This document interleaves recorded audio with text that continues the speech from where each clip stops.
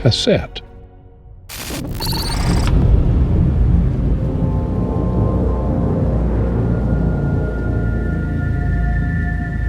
The year is 2011 and it is seconds away from midnight.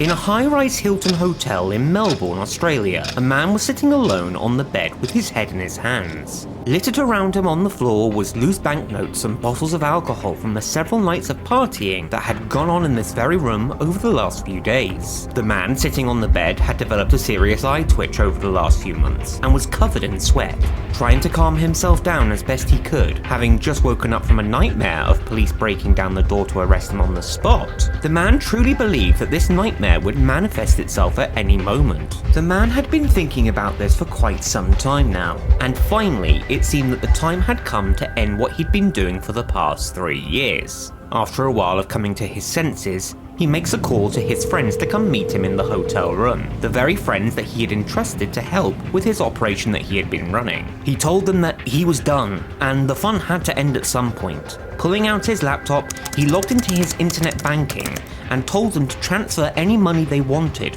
wherever they wanted, before it was too late. Some of his friends agreed with him, telling him that he should do what he felt comfortable with, whilst others had begged him to carry it on, telling him that you can't stop now. But the man had made his mind up. This man's name is Dan Saunders, a bartender from Australia, and this is the story of how over the course of 3 years he would pull over $1.6 million seemingly out of thin air to those who came into contact with him, but not to those friends now transferring money out of his account and into their own. These friends were privy to an extraordinary discovery that Dan had made one night when he was out drinking, a secret that for the longest time he had shared with nobody. Wishing his friends well, Dan closed his laptop, and at 1 AM, Dan Saunders would do something he hadn't done at this time for years. He got into bed and went to sleep, fully knowing what would happen in the morning. Dan was now purposefully out to get arrested, bringing his theft of millions upon millions of dollars to an end.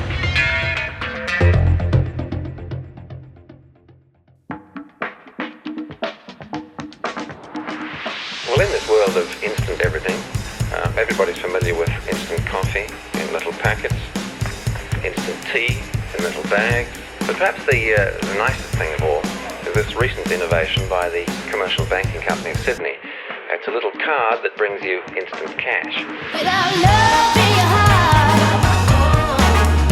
without love by your side, without love playing part, tell me what you do, tell me what you do. Without love in your heart, without love by your side, without love playing part, tell me what you do, tell me what you do. Without love in your heart, without love by your side, without love playing part, tell me what you do, tell me what you do.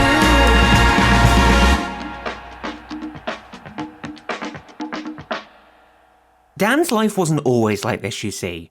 He was a pretty ordinary guy from a pretty ordinary place. Wangaratta, a rural city just northeast of Victoria, Australia, home to approximately 29,808 people as of 2021. This wasn't Dan's birthplace nor his hometown, having previously worked at the Crown Casino in Melbourne. Dan had gotten this job when he was 18, but to say he was unprofessional would be an understatement. It was at this job where he'd meet his girlfriend, soon-to-be fiancée, Belle, and when eventually he got fired for swimming in the hotel pool and drinking on the job, the two, who had since becoming engaged, decided to move out to Wangaratta.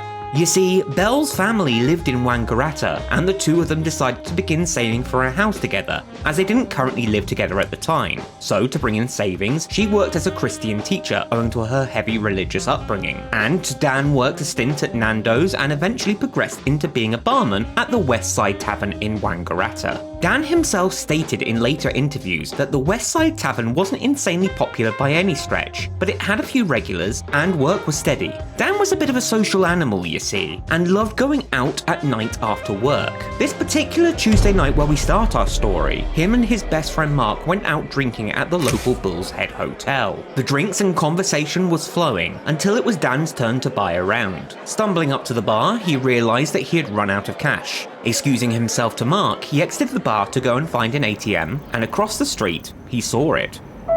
Illuminated in red like a beacon calling to him, a National Australia Bank NAB ATM. Dan stumbled up to it and slotted his card into the machine to check his balance. His personal account had only $3 remaining, so not really an option there. His joint account wasn't an option either, as for any withdrawals, both himself and Belle would have to sign for it, which he'd hardly sacrifice any of the house savings for drinking. His third and final option was his credit card, but the balance was nearly at his $2,000 limit. In his inebriated state, Dan thought to himself it's probably his only option, so deciding, why not? He pressed the transfer button, electing to send $200 from his credit card to his personal account. The machine whirred for a moment before a bright red error screen flashed up featuring bold text, transaction cancelled, and beeping loudly. The machine suddenly spit Dan's card back out at him before returning to the usual splash screen. Dan blinked, wondering what just happened. The machine didn't reject him owing to insufficient funds or anything. It just said that the transaction was cancelled, something that he didn't do.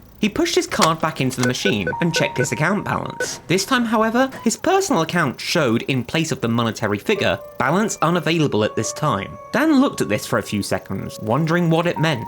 He thought to himself that the transfer might have worked after all, and the strange error message he encountered earlier could have caused this feature to temporarily disable. Pressing the withdraw button, Dan elected to withdraw $200 from his personal account. The machine whirred away, and out came his card, closely followed by the $200 in cash. Dan took the money from the machine, so the transfer must have worked after all then, because the balance on his personal account was $3. So to have $200 in the palm of his hand would have been impossible otherwise. Stashing the cash and his card safely away into his wallet, Dan headed back to the bar to rejoin Mark, thinking nothing more about it.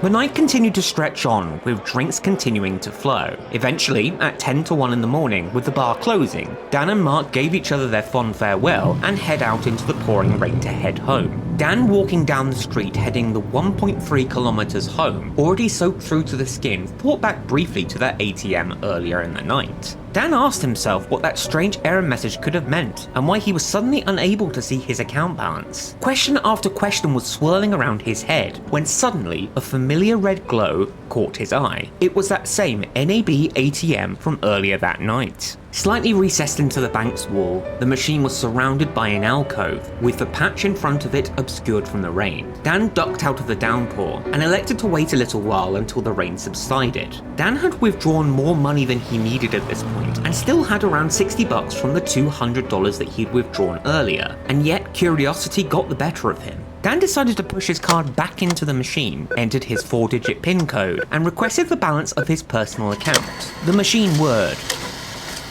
Balance unavailable at this time. So, Dan did something that would change the course of his life. He hit the transfer button and elected to transfer another $200 from his credit card to his personal account.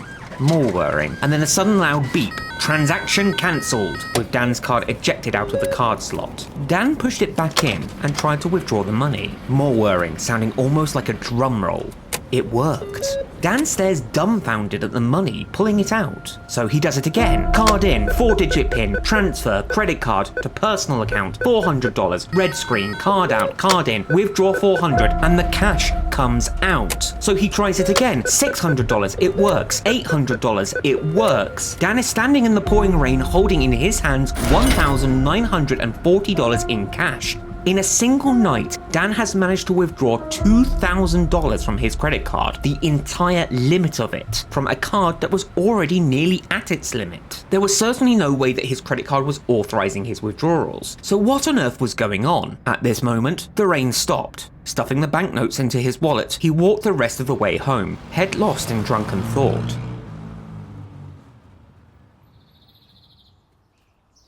Dan awoke mid-morning and bleary-eyed checked the time. He vaguely recalled the night before on that magical ATM that allowed him to withdraw $2,000 from it. That is, until he spotted his bulging wallet on the nightstand from the previous night. Dan looked at it for a second, and the night came back into focus in an instant. The drinking, the error message, and the countless withdrawals. Thinking to himself that he's now easily going to have been overdrawn, he sighed. Well, Dan thought, I'm obviously going to have to pay this back at some point. Gloomily picking up the wallet from the dresser. But at the very least, he continued to think, I might as well spend it and enjoy the money while I have it.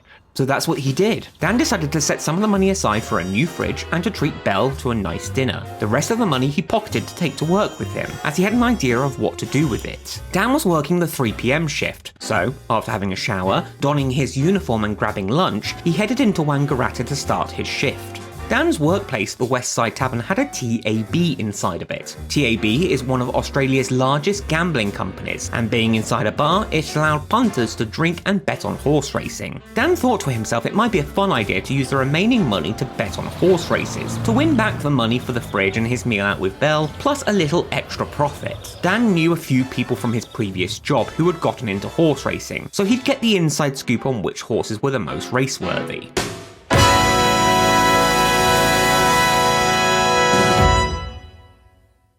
It's 11 p.m. Dan is locking up the Westside Tavern after his shift, having lost all of the remaining money. With some of the races ending in insanely close calls, it's safe to say his bets, nor his insider knowledge, had worked out quite the way he'd wanted. Knowing that he now owed all of that money back and probably wasn't going to be able to get a new fridge nor a meal out with Belle made him bitterly disappointed. Walking the long way home, Dan stopped at the nearest ATM to check his balance. Putting his card in, he pressed the request balance button for his personal account. The machine whirred away, thinking for a second, and came back with a figure on screen. Negative $1,997.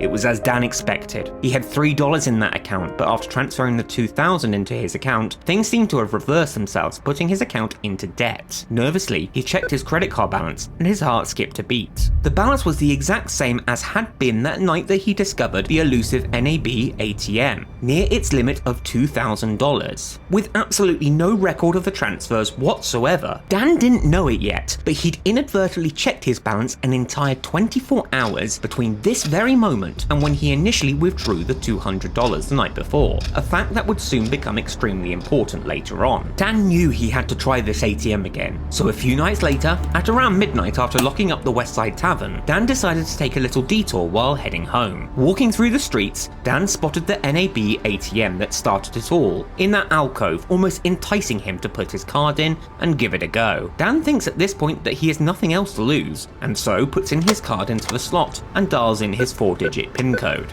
This time, the NAB ATM was able to show his balance, and just like the other one that Dan used a few days ago to check his balance on the way home, it too showed a debt of $1,997 on his personal account. So, Dan tried something. He decided to transfer $1,000 from his credit card balance to his personal account. Sure enough, after many whirring, a loud juddering beep, and transaction cancelled, followed by the card being thrust back towards him. Dan pushed it back in and requested the balance for his personal account.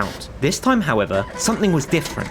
Rather than showing balance unavailable at this time, the machine was actually able to show Dan his balance, and Dan could not believe what he was seeing. Negative $997. Dan's mouth fell open slightly, stunned at what he was seeing, before he came back to his senses and repeated the exact same process again. Transfer button, $1,000, transaction cancelled, card out, card in, check balance, $3. In under 60 seconds and in a small handful of button presses, Dan Saunders, a bartender living in a small rural city, had wiped $2,000 worth of debt using money pulled from nowhere. So Dan decided to take things a little further this time, playing a little experiment. He decided to transfer $2,000 using the ATM before withdrawing it and heading home, making a note of his account balance before he left, which again was at $3. As morning came, the very first thing Dan did was check his account balance. He dialed up the NAB telephone banking. Welcome to NAB. For phone banking, press 1. Navigated those tedious phone menus and got his account balance, $3. So very quickly, Dan became obsessed with checking his balance, calling tens of multiple times as the day progressed. 11 a.m, $3. 1 p.m, $3. 3 p.m, $3. 6 p.m, $3. 9 p.m, $3. 11 p.m, $3.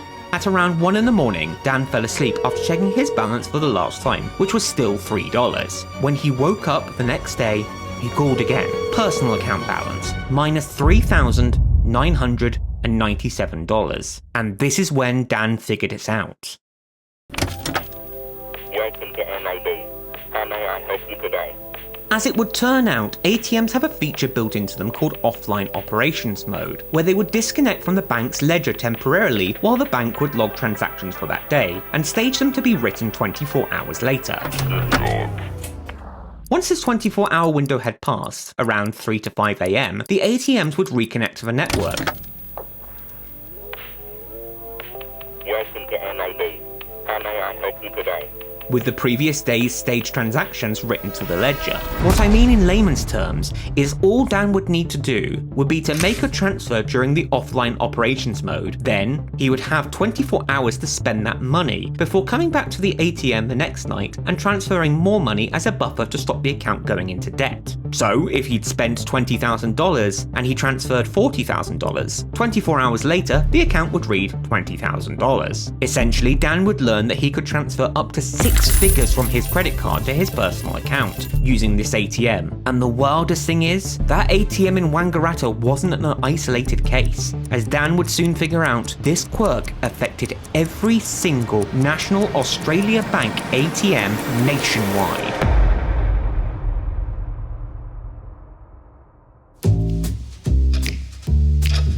Dan knew that he had something special in this glitch, but decided he'd best keep it to himself. If he went blabbing about it at the bar, someone might try it in a way that would alert the bank, and the fun might have been over before it even began. Dan also decided not to tell Belle, his fiancée. What with her being a devout Christian, Dan felt that there was no chance at all that she would condone or agree with what he was doing. Undeterred from the previous losses, Dan is continuing to bet big on horse races at the TAB in his workplace, still continuing to believe that he could win all that money that he had lost back. Later admitting in interviews that it wasn't a solid plan, him and his workmates would get together to bet. But it really wasn't working out the way Dan wanted, with him going into $10,000 worth of debt in just 12 nights. Dan would also try his hand at internet gambling too, figuring out he could also transfer money obtained from using the glitch to other accounts using his online banking, which is of course what he ended up doing, dialing up the betting and further helping to scratch that itch. Now, Dan had a pretty good group of friends around him that he had made from working in the West Side Tavern. From interviews Dan's done about this story, he's only ever told us about the names of 2 of them. Mark from the trip to the Bull's Head Hotel where Dan first learned about the ATM glitch, and another guy, Ivano, who was 18 at the time. These 2 friends, Mark and Ivano, would bet with Dan at the West Side Tavern. When they'd ask him how he got so much money, Dan made up a little white lie and simply said he'd won big on a bet he'd made. The friends would even leave $5 or $10 bills on the floor for people to find. They found it hysterical, especially when the manager would confusedly ask who was leaving so much money lying around. In interviews, Dan would later joke that the money he had won from betting would be reinvested into more betting. The betting, in fact, would pick up so much and so quickly by this point. One Wednesday night, Dan would end up being $40,000 down, having dug a deeper and deeper hole. Of course, however, this sort of behaviour does not go unnoticed for long.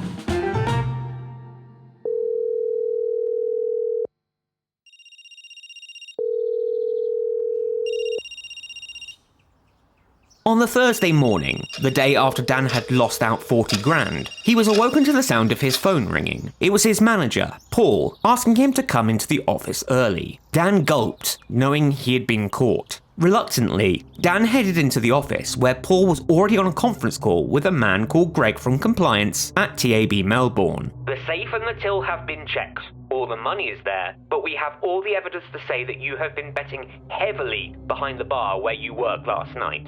TAB had thought that Dan was stealing the money to bet because of such a high amount of money being used to do so. In fact, Dan had been betting so much and digging such a deep hole with his countless betting and buying everyone drinks that he had spent more money in a single night than was the entire turnover for the Westside Tavern in a whole month. Because Dan had been putting on the bets himself, the TAB ended up revoking his license, telling him he could not work in another TAB for at least a year. It didn't matter that Dan had been fulfilling the bets with money, but betting behind the bar was something that was heavily frowned upon. After the call, Paul told him that he needs someone to operate the TAB, and now that this was no longer an option, he had no other choice but to let Dan go. In a single morning, Dan had lost his TAB license and his job, but things were to get much, much worse before they got any better. With Wangaratta being a small city, word travelled extremely fast that Dan had lost his job. Before it was even lunchtime, news had already reached Belle, who, outraged and embarrassed, sent the following to Dan in a text. "I'm not sure what you're into, but I want no part of it. That's it for us."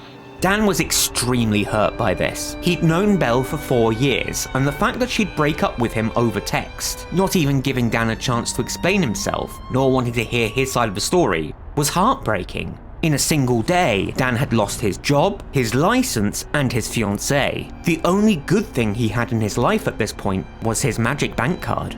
Figuring he had no reason to stay in Wangaratta anymore, Dan decided to phone Mark and tell him what had happened. It's at this point where Dan shared with Mark the true source of the money, and how he had found that ATM glitch that gave him unlimited money. Mark told him that he didn't want any part of the ATM glitch, but would go out for drinks and support Dan anytime that he needed him. Knowing he needed to get away to clear his head, Dan asked Mark if he wanted to spend a few days in Melbourne to get away for a bit. Agreeing, Mark took some time off work, and the two of them headed into Melbourne on the train together.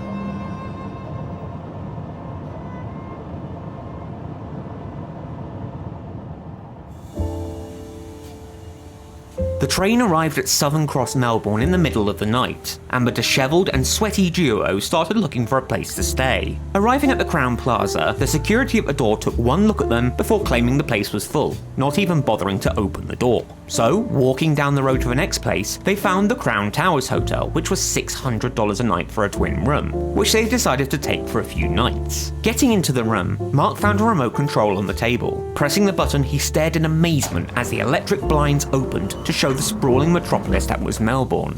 "Imagine this was your life," he said, smirking at Dan. It was during his time together with Mark in Melbourne that Dan found out even more about the glitch, including the fact that he could transfer money from his credit card to the same credit card. The ATM essentially made the money exist, and once it existed, it was real money that could be moved anywhere real money could be moved to, including other accounts. Mark was a really great friend to Dan, extremely understanding and supportive. He knew that Dan had to leave to go to the ATM each night at around midnight to keep the accounts topped up, but no real specifics outside of that. Mark was essentially just happy to be out drinking in a major city with a good friend to help get Dan over the job loss and being dumped. Of course though, all good things have to come to an end, and Mark had to go back to Wangaratta for work, leaving Dan all alone in the expensive hotel room by himself.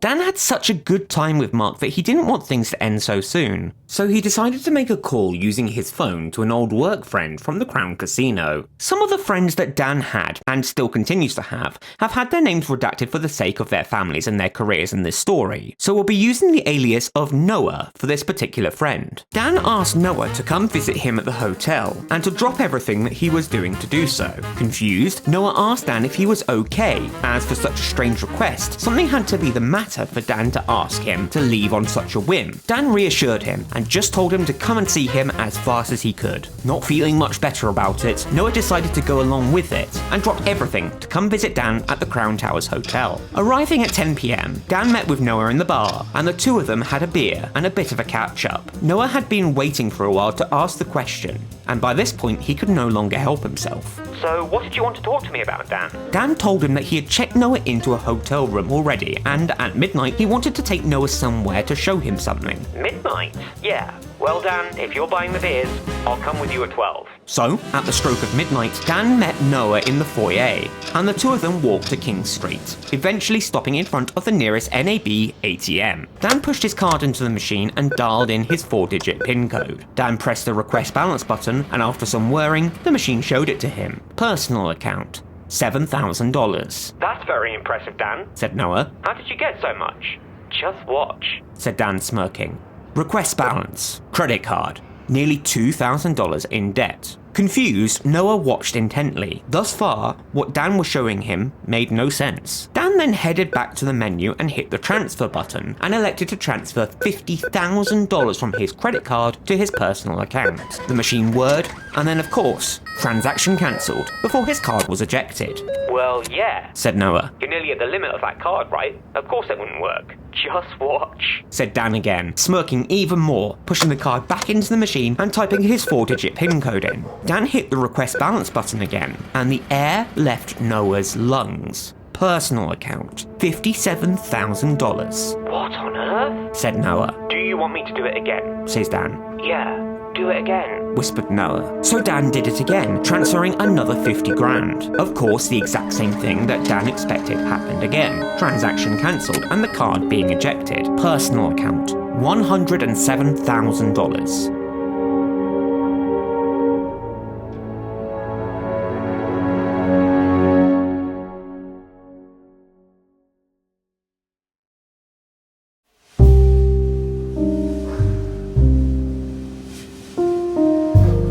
The two of them started walking back to the hotel in silence, before Noah suddenly blurted out, "What have you discovered, Dan? This is unbelievable." So Dan told him everything, how he had stumbled across this when he was out drinking with Mark a few weeks ago, how the glitch worked, as well as what he had learned up until this point. Noah thanked him, shaking his hand for bringing him in on the secret. Noah truly thought that this was the most incredible thing he had ever experienced. Noah's family got badly affected during the 2008 global banking crisis, with many of them losing their jobs and worse. To say that Noah had a dislike for banks would be putting it lightly. To Noah, finally, someone was able to stand up to all they had done to so many people in the country. Noah felt that Dan had been given a gift in the glitch, and should take full advantage of it wherever he could. As they continued to talk on the way back to the hotel, Dan told Noah that he had been betting more and more money in an attempt to cover the hole he was making trying to win it all back.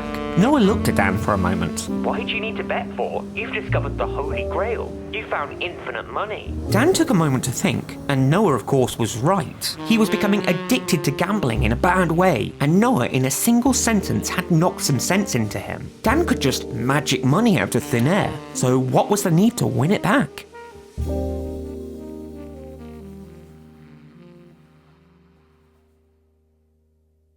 Cassette videos like this one take an enormous amount of time to research, write, produce, and render. Consider signing up to Cassette Plus, the new membership from Cassette, where you can join the Cassette Discord, get exclusive behind-the-scenes content, and more. Your support helps these videos keep coming out, so thank you so much for all of your support.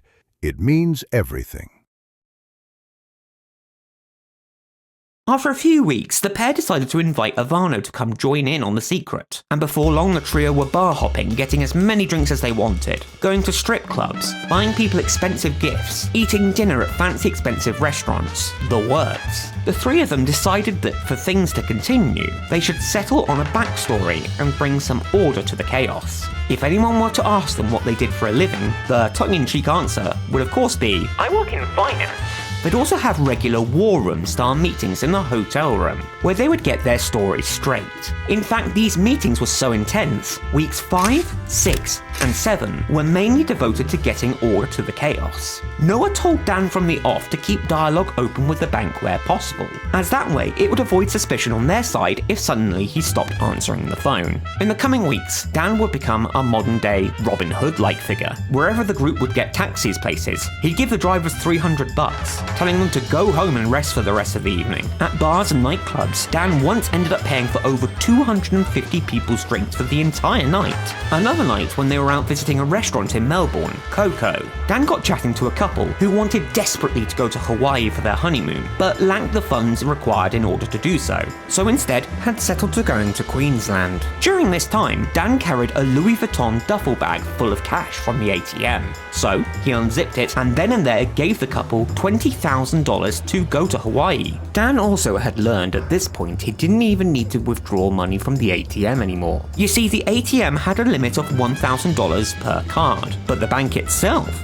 well, that was unlimited. All Dan would need to do was simply go into a branch and withdraw the money, so he'd visit on a lunchtime and ask the teller for $100,000. And to the teller, that was totally fine, because she could see millions in his account. Thanks to the Louis Vuitton bag that Dan would carry around with him everywhere, he also became quite a high target, with a particular incident where the bag was nearly snatched from him. In the war room meetings after this incident, the group agreed that if such a thing were to happen, they should keep it to themselves and not bother reporting it to the police. If they did, it would only bring more of a spotlight onto what Dan was doing, and what with going to the police station to make statements, Dan might miss the nightly ATM trip. Something that they did end up doing as a direct response to this, however, was hiring bodyguards to help protect them. Dan's group was growing now and at a rapid pace, and very quickly there were so many people around him that he didn't even know the name of. Noah would continue to give Dan tips as things progressed too in their weekly war room meetings. Thanks to the presence of the bodyguards, they were now attracting a lot of attention to themselves. So, in order to look the part, Noah suggested to Dan that they should go out to Louis Vuitton to get luggage. Rich people have luggage. Go to the day spa. Rich people take pride in their appearance. Go to the Gold Coast to have their teeth whitened and spray tans. Rich people have perfect skin and perfect teeth. Noah was essentially the reason why the group now had a tailor and now perfect suits. Because they looked the business. Whenever they went into the bank to withdraw money, or go out to bars or restaurants, they looked every bit of the money that they had on tap. Noah had said it before in the meetings that the group didn't want to attract, quote-unquote, the wrong attention, as he called it. He was right, of course. If they looked like Dan, Ivano and Noah, three ordinary Australian guys, surely the alarm bells would start ringing. The three of them would go out every single night and would buy bottles of Dom Perignon for everybody at over $1,000 a bottle. One night, one woman came up to Dan and asked him, "Are you the richest man in Australia?" Dan thought for a moment. There were so many rich people in Australia, so many billionaires, more than he could count. "No," he replied. "I'm the 7th richest." Now, one of the things that the group of friends really wanted to do was test the waters and fly close to the sun just for the thrill of it.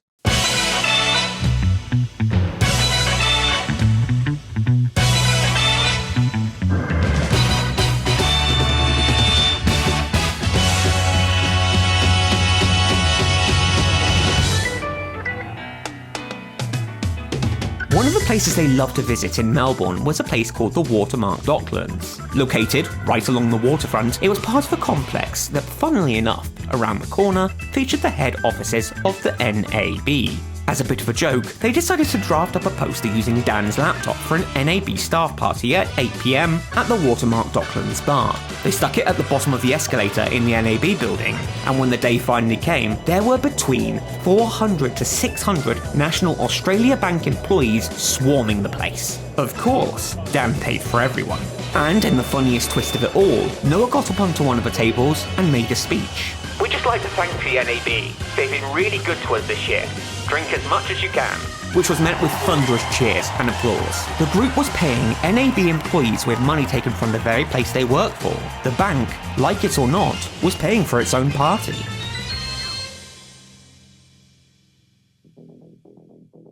Every night they would go out drinking and partying, with parties continuing into the hotel rooms the groups were staying at. And every night Dan had an alarm set for midnight to remind him to go to the ATM downtown, to keep his account topped up. Something which for months he didn't ever miss. Taxi drivers would ask him what he was doing in the city centre at such a crazy time each and every night, to which Dan would simply tell them that he's big into stock trading, and that it was morning in Hong Kong, before slipping them $100 for a $10 taxi ride. At this point, the NAB was also calling Dan daily too. In fact, during this entire time that Dan was using the glitch to his advantage, the NAB spoke to him on the phone between 70 to 100 times, each time to ask him to confirm big payments. "Mr. Saunders, did you spend 30 grand?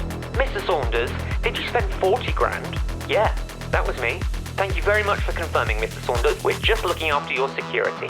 The biggest bank in the country, with 33,000 employees, could not see that they were being defrauded out of millions upon millions of dollars. With so many people working in such a large organisation, and for little old Dan Saunders to be able to pass by completely undetected, was a huge security risk for the NAB. In fact, the things that helped Dan rationalise the spending was a simple sentence. What would the bank do if the shoe was on the other foot? It didn't make what Dan was doing right, not by a long stretch, but it certainly helped. Now, Dan knew that most of the people who were around him were not interested in him. They were instead interested in the money. Dan knew this, and he didn't ultimately mind too much. After all, if he was in the same position, of course he too would be interested in the money. He also had no problem giving money to people too, but didn't let people get silly with it. For example, if something costed $300 but they wanted $400, Dan wouldn't care. One girl, however, came up to Dan one time asking for $500 for a new dress. Dan of course gave it to her without hesitation. But then the next day she came back, asking for more money for a new pair of shoes, which of course Dan gave to her. But when she came back on the third day, Dan called the receptionist at the hotel and told her not to let the woman back in. Dan's group was essentially spending more money than some people would earn in an entire year in a single day. All day, every day, he was giving money away to people. Be it massive tips while out to lunch, paying for other people's tables, you name it. One day, they decided to hire out an entire mansion for the weekend. Dan would then rent a minivan and go around picking up tourists and backpackers before driving them out to the house to throw a massive party, where he'd even hired a DJ. And another time, Dan had paid for a woman's wedding dress, and then the two of them decided to dress up and go around Melbourne pretending that they had just gotten married in order to score free drinks. The group went from taking taxis everywhere and talking to taxi drivers, who would know limo drivers, to taking limos everywhere, who would then know helicopter pilots, so they'd end up taking helicopters everywhere. Eventually, Dan had made so many good connections with helicopter pilots, he was able to be pointed to a private jet pilot. For $80,000, Dan and 11 of his friends could go away for the weekend to Bali. So, they did just that. Now, you might be asking yourself at this point, who would keep the account topped up if the group was away in Bali? Well, Dan had also learned at this point that the offline operations mode extended from Friday to Sunday too, basically whenever the bank was closed. So they were able to get away on trips out of the city for a change of scenery with their very own private jet. Another night in a bar, Dan got speaking to a woman who really wanted to learn French. The woman, who we'll be referring to as Rose, had a really great sense of humour, something which Dan really admired. Rose was saving up to go to France to study French in a university in Paris. She was working back-to-back shifts in order to help save up and make her dream a reality at Woolworths in Melbourne. Dan asked her, "So what are you going to do for accommodation when you get over there?" She told him that she was looking to become an au pair, looking after rich people's kids. Dan said to her, "If you find an au pair position, I will get you to Paris no matter what. I will take you shopping, we'll buy you luggage, cameras, jackets. It's freezing over there at the moment, isn't it? We can buy everything you need for your trip. After you find that position, call me." Rose looked at Dan stunned. "I don't believe you," she said. "You've got to be full of it." Dan laughed, looking at her. "I'm wearing a $30,000 Rolex watch and have a Louis Vuitton bag full of cash. Of course I'm full of it." 4 days later, Rose called Dan to tell him that she had found a position as an au pair. "Great. You also need to know how much the tuition is." "I already know." "Awesome. I'll pay your tuition and for the university fees. Let's get together this afternoon to go shopping." So Dan ended up accompanying Rose on the plane to take her to Sydney Airport, where she could then get a connecting flight onwards to Paris to live out her dream. Dan said in interviews consistently that he wasn't trying to be a hero, not by a long shot. He was simply trying to make people happy, to give them things that they had worked years of their lives for. It meant everything for him to see their faces light up. In Dan's own words, it felt awesome. As time would go on, after night of partying, Dan was beginning to grow restless. He'd get regular palpitations and he'd develop quite the eye twitch. He also became extremely quick to temper, owing to the stress, something that was extremely unlike Dan. Dan had begun to self-reflect about the sort of person he was becoming. His consciousness had started getting the better of him. His mental and physical health started deteriorating so rapidly that one afternoon while in the hotel foyer, he genuinely believed that he was having a heart attack and was going to die. A doctor who was staying at the hotel looked at Dan and tried to help him, but concluded that he was fine, and what he was feeling was stress-induced. To make matters worse, NAB was calling Dan multiple times a day at this point. In fact, the stress of being caught had mounted so much, Dan had already made his mind up on what he wanted to do. As Dan laid in the bed at 1 in the morning, he kept thinking to himself, "You could still go. You could still go. It's not too late." But he knew it had to be done. Just like a drug addiction, Dan had to go cold turkey, and going cold turkey meant that he'd need to go to jail. The next day, Dan knew that alarm bells would be ringing in the bank. He decided to collect up all of the remaining money, around about $80,000 in cash, and packed it in a Hilton laundry bag before checking into the Hyatt down the road in a much cheaper room. Dan dumped all of the remaining money into the hotel room bathtub and decided to wait it out until the police came to get him. He thought that this would be the best thing to do to protect his friends and family, as he didn't want them to get implicated in something that he himself had chosen to do. Dan, previously surrounded by so many people, was now all alone.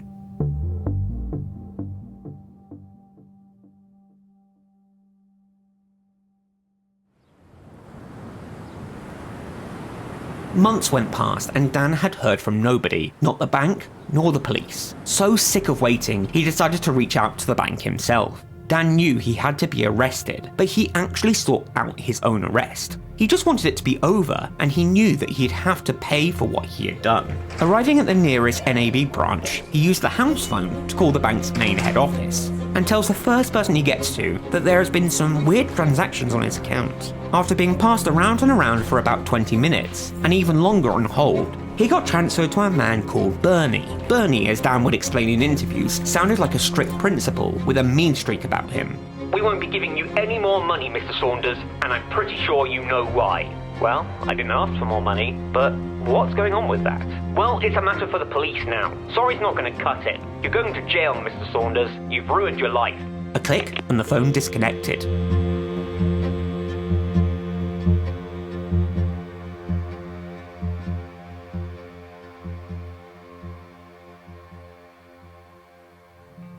Most people would be scared at this point, but Dan, he was actually much calmer. He now knew that something was happening. His twitchy eye had stopped, and he knew that the police were involved, so the proceedings to get him to jail were underway, and then Dan could finally end this. Eventually the money in the bathtub ran out, so Dan decided to go couch surfing with a few friends for around about 3 months. After all this time waiting, and still nothing, Dan decided to get a job, working in a place called Ringwood. Dan was still extremely paranoid at this point, constantly looking over his shoulder and worried that if he was going to settle down and have kids, then one day the police would bust down his door to come and get him. In fact, Dan strongly believed at this point that the bank had written off the debt, because there had been no attempt to contact him to get him to pay the amount owed.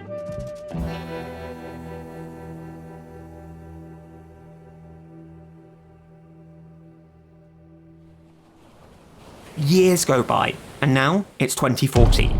Dan, fed up of waiting for the police to come and get him, decided to go to the media. His rationale being that if he had brought the spotlight onto himself, then surely it will speed up the process. The report came out in the Sydney Morning Herald, and the way that it was written made it look as if Dan was gloating. Photos of him in a private jet in a suit adorn the article, making him look far from non-cocky. Surely this has got to kick something into gear, but after a few months, still nothing from the police. So Dan decided to kick things up a notch and go on primetime TV. Reaching out to a current affair, Dan managed to get on TV. At this point, Dan was simply trying to provoke communication. Just anything would do. The silence was deafening by this point. The report came out and painted Dan in a really terrible light, making it seem like he was a criminal and a really horrible guy, and most importantly, that he had now gone missing, ending the report with a request for people to call Crime Stoppers if they had happened to see Dan. We did, however, speak with him by phone and encourage him to hand himself in. At this stage, he's chosen not to contact police, who now want to arrest him. If you know his whereabouts, contact Crime Stoppers on 1800 333 000. Dan Saunders was now a wanted criminal. In fact, the last few moments of the current affair report really upset Dan. Not only had the report been really against him and not been forthcoming on what Dan was actually trying to publicise, but it turned out that prior to the TV report, no police file even existed. It turned out when Dan spoke to Bernie on the phone from the NAB, no police action had even been taken in all of these years because the NAB had never even filed a police report. And to be honest, could you blame them? Imagine for a moment that a single Aussie man managed to steal millions from Australia's biggest bank for months without detection. There would be shareholders and customers who'd see this as a major threat and move their funds and interest away from NAB, essentially killing it. By absorbing the debt and writing it off, NAB was keeping the story as hushed as possible. When Dan went on TV to try and get an update on the police report and provoke an arrest, a producer who had a police officer friend had gotten in touch with him during the production stages of the report. Annoyed beyond belief, Dan went to check his emails and saw he'd gotten one from the producers of the show. To Dan. Thanks very much for your email, Dan. You're a really funny bloke and have a way with words. I hope you like the final product. You're more than welcome to come and collect the documents and photos whenever you'd like. I'm out of the office for the next couple of days, but I'll be back here on Thursday. Alternatively, I can have them posted out to you, whichever is easier. Kind regards, Alex. Dan chuckled to himself, seeing right through the ruse. He knew that this was a sting operation. I mean, they said as much at the end of the report. Dan knew he had to pay for his crime, and so, without taking his wallet or phone, he arrived at the TV studios on Thursday afternoon. In an instant, cameras and police sprung out from behind the wall. Surprise! It's a massive sting operation. The police grabbed Dan and handcuffed him in an instant. Daniel Saunders, you are under arrest. You have the right to remain silent. And Dan, finally, was relieved. Dan was taken to a police station, but his sentencing was particularly strange. He was never questioned by the police and had no interviews whatsoever. In fact, Dan would later find out this is because there was no actual investigation against him. The police had simply opened one in order to get a warrant for his arrest. After being held there for a few hours in a cell, having his fingerprints and DNA taken, Dan was released on bail, awaiting further trial. An update about Dan's arrest aired on A Current Affair that very evening. Dan was happy things were coming to an end, and he was able to close a chapter on this part of his life. He later said in an interview that it was a weird ending, bizarre even, but an ending nonetheless. Gearing up mentally for jail, Dan fully ceased contact with Noah as he'd just started working for a high-up government job, so he did this by means to protect him. Ivano, however, stuck around to help Dan get ready for court, as well as Dan's mum, who after the extended hiatus, Dan updated and explained what was going on. Dan didn't hear from the NAB again until the court case, which is when they, as part of the prosecution, issued bank statements to show that the money Dan had spent had been obtained via deception. The NAB did not, however, give any documents to show the technical reasonings as to why the glitch worked for Dan in the first place, or any information about the design of their systems. In fact, as part of this cobbled together prosecution, the heavily edited Current Affair report was played out as part of the evidence in the courtroom. All in all, Dan had 3 charges against him, 1 for theft and 2 for obtaining financial advantage via deception.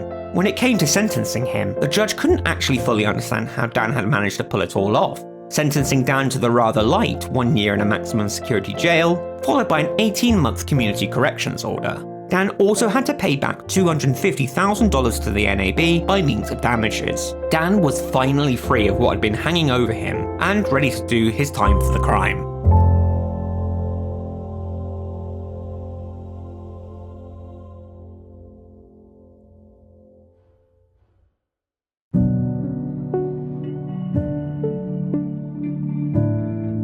In May 2016, Dan was released from jail and began serving his community corrections order. Nowadays, Dan works as a carer during the day and has a restaurant job at night. He said in interviews that he doesn't have much in the way of money at the moment, so hasn't been really able to pay back the $250,000 that the NAB is asking for. But this wasn't really chased up either. Dan, now able to share his story with people, is currently writing a book on the subject and is in talks to have a film produced about his experience called ATM Boy. It goes without saying, but Dan by all counts wasn't a hardened criminal, not by a long shot. He genuinely is a light-hearted guy who gives great interviews about the topic, which I'd highly recommend that you watch. Dan was able to give himself and his friends some seriously incredible experiences that will stick with them for life, and asked if he'd do it over again if he'd have a chance, he said, Absolutely. I think banks, it's the only way, it doesn't make it right in any way. Like I can say,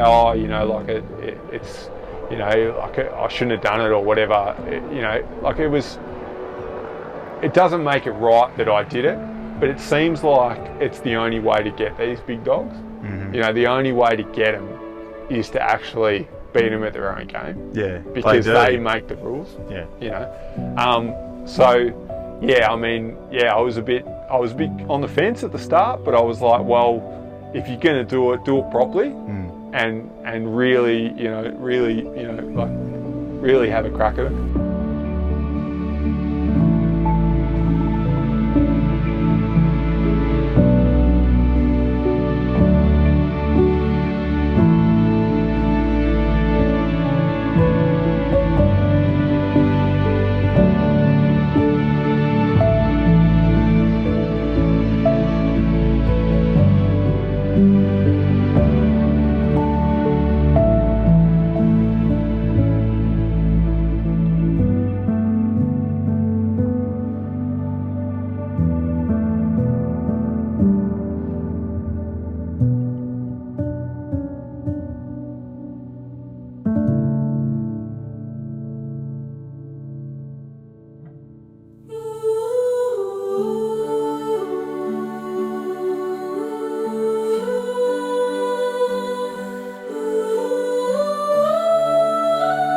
Hi guys, thank you so much for watching. First of all, I'm so sorry this took so long. As you can see, this is the first time that I have used 3D in a video.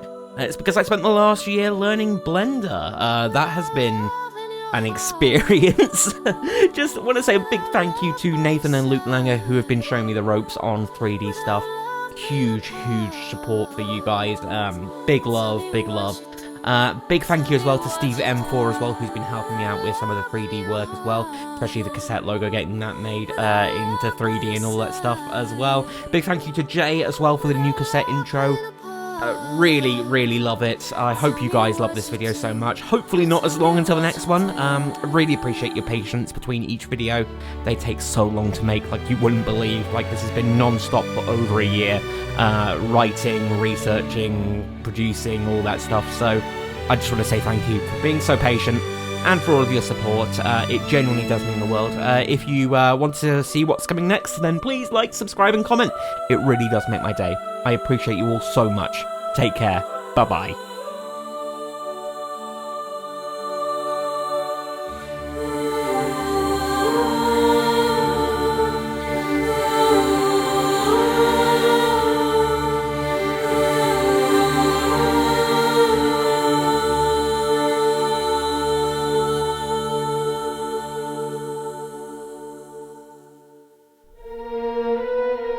For more, check out Cassette on x.com/itscassette and consider signing up for Cassette Plus by clicking Join under the video. And of course, don't forget to like, comment, and subscribe.